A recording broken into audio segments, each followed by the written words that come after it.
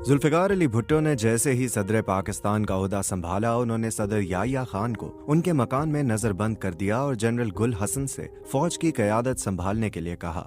इसके बाद उन्होंने बरी फौज, बहरिया और फजाइया के 44 सीनियर अफसरान को ये कहते हुए बर्खास्त कर दिया कि वो मोटे हो गए हैं और उनका पेट बाहर आ गया है। मशरकी पाकिस्तान में शिकस्त पाकिस्तानी फौज को बैकफुट पर ले आई थी और जुल्फ़िकार अली भुट्टो ने उसका भरपूर फायदा उठाया।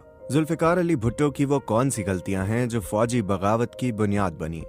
कुछ ही दिनों के बाद जनरल गुल हसन भी उनके दिल से उतर गए और उन्हें एक ऐसे चीफ की जरूरत पड़ गई जो आंखें बंद करके उनके हर हुक्म को बजा लाए। ओवन बेनेट जोन्स ने अपनी किताब the Bhutto dynasty struggle for power in Pakistan में लिखा है कि भुट्टो ने गुल हसन को बर्खास्त करने का हुक्म अपने स्टेनोग्राफर के बजाय अपने एक सीनियर साथी से टाइप करवाया। जनरल गुल हसन की बर्खास्तगी के हुक्म के बाद उन्होंने अपने काबिले एतमाद साथी गुलाम मुस्तफ़ा खर से जनरल गुल हसन के साथ लाहौर जाने को कहा ताकि गुल हसन से उस वक्त तक कोई राब्ता न हो जब तक कि उनके जानशीन की तकर्री का हुक्म जारी न हो जाए। इस फैसले की मुखालफत करने वाले मुमकिन अहदेदारों को एक फर्जी इजलास के लिए तलब किया गया और उन्हें इस वक्त तक वहां रखा गया जब तक कि गुल हसन का इस्तीफा नहीं ले लिया गया। रेडियो और टीवी स्टेशंस पर पुलिस तैनात कर दी गई और पीपल्स पार्टी ने रावलपिंडी में एक अवामी जलसा इस मकसद के साथ मुनक्किद किया कि कहीं सदर भुट्टो को इस मामले में अवामी हिमायत की जरूरत न पड़ जाए। गुल हसन के बाद भुट्टो ने अपने काबिले एतमाद जनरल टिक्का खान को पाकिस्तानी फौज का सरबराह मुकर्रर किया। कुछ ही महीनों में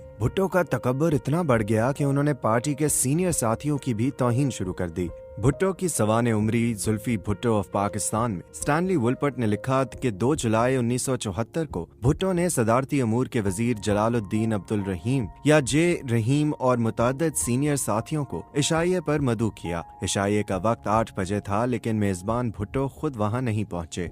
जब रात के 12 बज गए तो रहीम ने अपना ग्लास मेज पर रखा और चीख कर कहा, तुम सब चमचे जब तक चाहो उस वक्त तक लाड़काना के महाराज का इंतजार करो, मैं तो अपने घर जा रहा हूँ। जब भुट्टो ज़ियाफत पर पहुंचे तो हफीज पीरजादा ने उन्हें रहीम के सलूक के बारे में बताया। देर रात गए वजीर आजम की सिक्योरिटी के सरबराह ने रहीम के घर जाकर उन्हें इतना मारा कि वो बेहोश हो गए।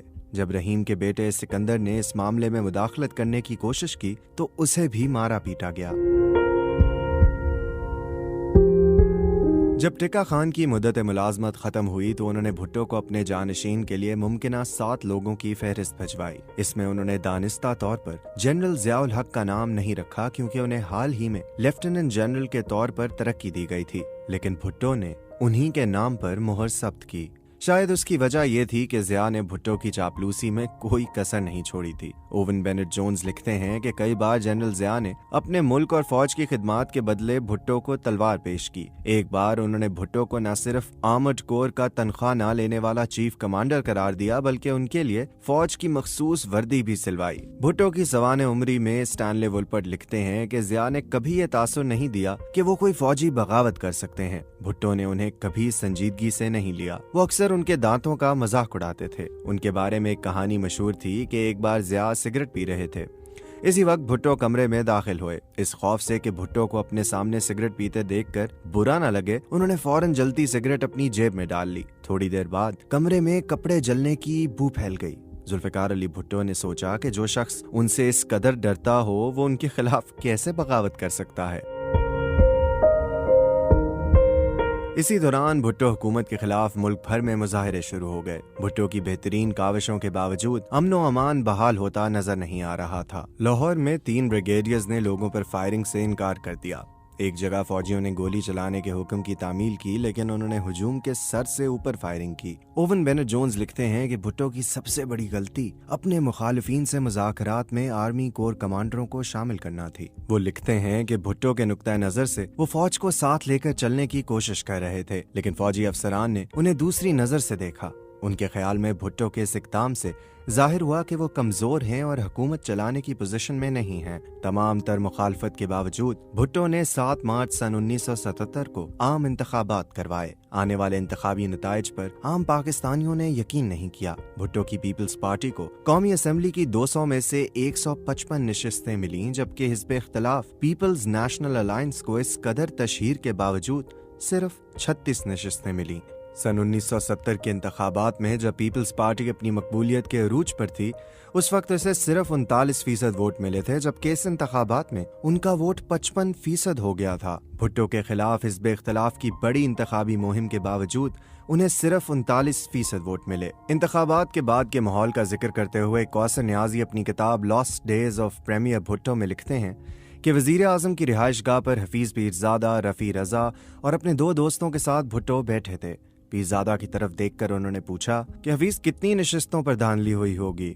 उनका जवाब था, सर 30 या 40 पर। भुट्टो ने कहा कि क्या हम ऑपोजिशन से इन नशिस्तों पर दोबारा इंतखाब लड़ने के लिए नहीं कह सकते? हम इन सीटों पर उनके खिलाफ अपना उम्मीदवार नहीं खड़ा करेंगे। भुट्टो चाहते थे कि वह लाड़काना से बिला मुकाबला मुंतखब हों, जबकि उनके मुशीर रफ़ी रजा इसके सख्त खिलाफ थे। भुट्टो के खिलाफ लड़ने वाले PNA उम्मीदवार को एक और सीट लड़ने की पेशकश की गई थी और उन्हें यह भी बताया गया था कि वो बिला मुकाबला जीत जाएंगे। उन्होंने इस पेशकश को कबूल नहीं किया। नतीजा ये हुआ कि उन्हें अगवा कर लिया गया ताकि वो अपने कागजात नामजदगी नहीं भर सकें। ओवन बेनेट जोन्स लिखते हैं कि हफीज पीरजादा ने उन्हें बताया था कि इंतखाबात में गड़बड़ इस वाकये से शुरू हुई थी। भुट्टो को देखकर पीपल्स पार्टी के 18 उम्मीदवारों ने भी ये यकीन दहानी चाही थी कि कोई भी उम्मीदवार उनके खिलाफ न खड़ा हो। पाकिस्तान के मारूफ सहाफ़ी खालिद हसन ने अपनी किताब रियरव्यू मिरर 4 मेमोआर्स में लिखा कि भुट्टो के एक मुशीर राजा अनवर ने फौजी बगावत से जरा कबल भुट्टो और जनरल टिक्का खान के माबैन एक मुलाकात देखी थी। भुट्टो ने टिक्का खान से कहा कि जनरल, आपको याद है कि आपने ज़िया को आर्मी चीफ बनाने की मुखालफत की थी? अब आपको एतराफ़ करना पड़ेगा कि मैंने सही फैसला किया था।